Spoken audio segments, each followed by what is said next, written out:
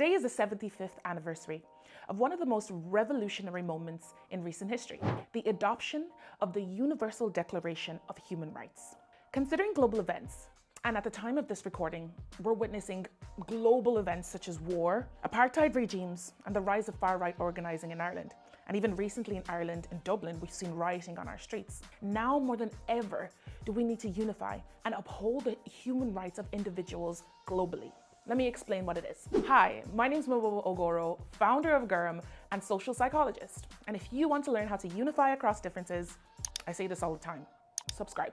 On this very same day, the United Nations General Assembly in 1947 created one of the most historic documents that served as a beacon of hope and commitment to safeguarding the inherent dignity and rights of every human being on our planet.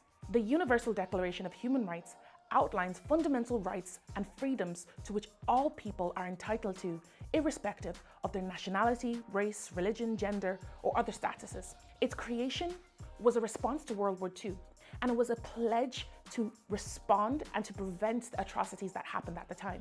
Human Rights Day serves as a reminder to all of us the importance of these principles and the ongoing struggle to protect and promote the human rights of human beings all over the world. It's a day for individuals, organizations, and governments to reflect on the progress we have made, raise awareness to the human rights issues that are happening globally, and take actions in addressing ongoing violations, especially when they are being ignored.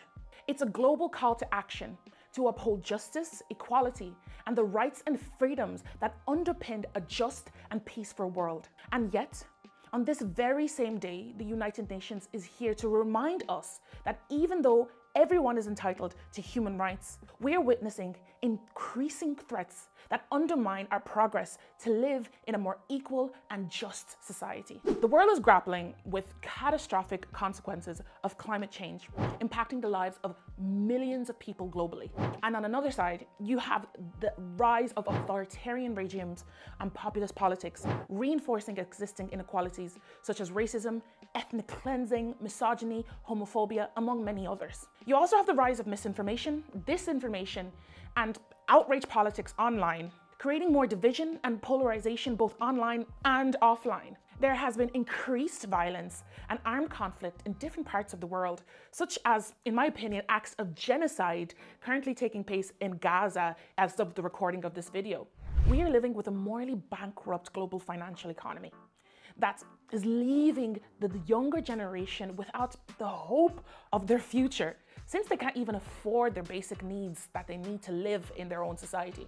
And we're all experiencing this with the aftermath of the global pandemic that exposed vulnerable groups to further harm, where some people were singing "Imagine all the people" from their mansions, and others fighting for their lives. And personal note, it's become kind of controversial to acknowledge the deaths of thousands of people in society right now, and we've kind of politicized it. I don't think we should politicize actual children and people dying. It's not a matter of politics, it's a matter of human rights. Okay, that's my opinion, over. I'm off script. And so I'm not gonna lie, the current state of the world seems kind of crappy, kind of bleak, and definitely going online doesn't really help the situation because everyone is reminding you of how wrong everything is. However, many of us at the same time don't even live in that luxury to sit down and hope for things to get better.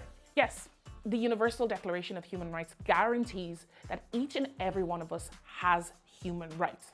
Yet, the sad truth is that if nobody is enforcing and monitoring the teachings of the Universal Declaration of Human Rights, well, it's a different story. Many systems of equality and oppression exist by design, and many will use them to exile and profit from them at the expense of those who are most vulnerable. This is the total opposite of what it means to be a unifier. The reason why Gorm was created in the first place was to build a community of unifiers. And it's not just all rainbows and sunshine.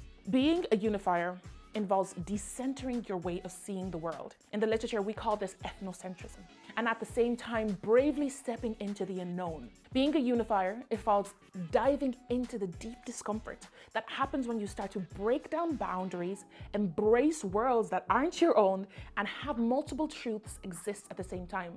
Here is when we can bridge across our differences. Being a unifier involves questioning the norms of your social and cultural group surroundings, challenging the systems of power and oppression that exist, and being laughed at, being harassed online in my case, and being told that what you're saying is not gonna happen. Being a unifier is a step beyond allyship. It decenters the narrative of us and them, and through the radical act of fostering belonging, it actually attempts to build a world where we can imagine a wider we or a wider us. Being a unifier is not easy, but I will continuously say with my chest that we need more unifiers in this world, and the more unifiers that we have in the world will create a space of belonging and create a space where human rights are upheld. And that's why the United Nations is in need of our help, looking for those who can look at the past and look at the future and look for ways to improve our present and current reality. Those who can unify across divisions and polarizations, and those who want to make the world a more peaceful and pleasant place for all of us to belong. I know tackling all of these problems together must seem kind of daunting and intimidating and impossible if you are one person, and trust me, I have tried. Look at all of this. But we must try to take it step by step. Obviously, there are systems of power that we need more than one individuals, but here are some ways that you can lean into your community to be a unifier and uphold the human rights of individuals. Firstly, try to change things that you have some degree of control over. And lean into your community, because there's no community without unity. Take part in collective action to make a change. And probably most of us individually cannot stop governments from attacking their citizens. We can't stop hunger in third world nations. And even the housing crisis in Ireland, we can't even stop that individually. So starting small and changing our most immediate environment is kind of the way to start going. That is implementing changes in your household, work environments, school, neighborhood, and even community. Volunteer and donate to causes that are near and dear to your heart. Embark on a family journey of making your household a, let's say, carbon neutral environment. Invest in creating workplaces and local policies that empower diverse and different communities to tackle systemic oppression